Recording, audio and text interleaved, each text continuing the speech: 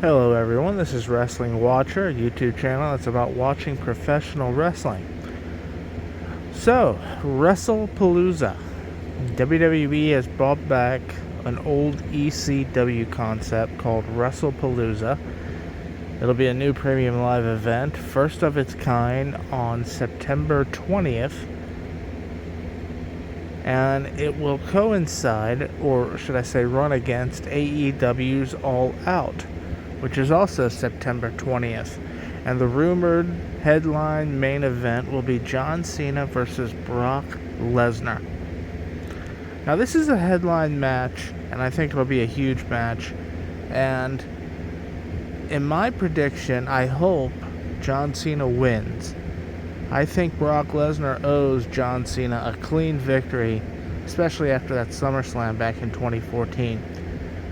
Now, from a business point of view, this seems just aggressively attacking AEW's All Out. Especially when you hear rumors that the PLEs for WWE will go on to the ESPN app where you have to pay for it. It's their paying app.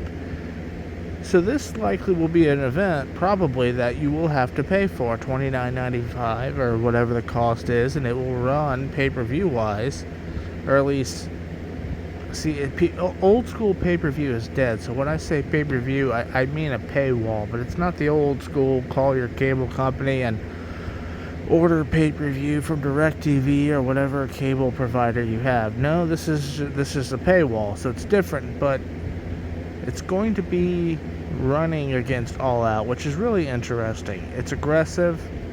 It's really attacking the competition. Now look, I think AEW has a fan base that is extremely loyal.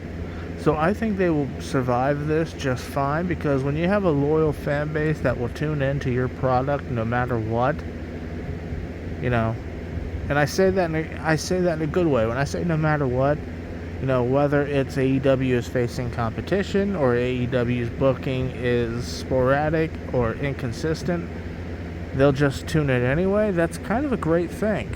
And, you hear all these podcasters over the years argue it, like, what would you rather have, that, the 90% that'll tune in and out like WWE, or that obsessive 10% fan base that will watch you no matter what? Well, this is one of those times where the 10% is a good thing, because if you have competition and your fan base is always going to show up for you, that's a great thing.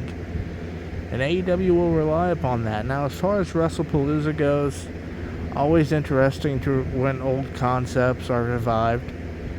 I think that's a great thing. It's interesting. The promo on Raw from Paul Heyman when the Extreme Rules match was set up between Jey Uso and Braun Breaker, Paul Heyman started mentioning old ECW wrestlers like Sabu, Tommy Dreamer, RVD, Taz, all those guys, right? And it just happens to coincide with the sort of reinvention or bringing back of an old ECW concept like WrestlePalooza.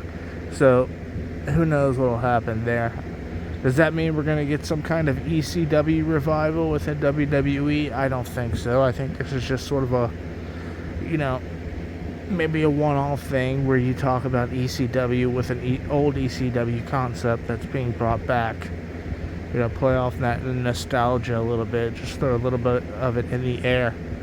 But look, Cena versus Lesnar. If there's a match that deserves its own pay-per-view in this modern times, where it's a one-off pay-per-view, and we don't know that. I mean, maybe we'll have a WrestlePalooza next year and the year after. But right now, it's a one-off. And if there's a match that deserves a one-off as of this juncture, Cena versus Lesnar is it.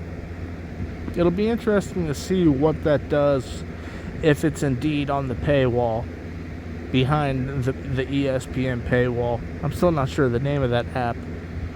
I'll mention that in the next video. I'll have to do a little research on that. But it'll be interesting to see. But that's going to be all for this one, guys. Thank you.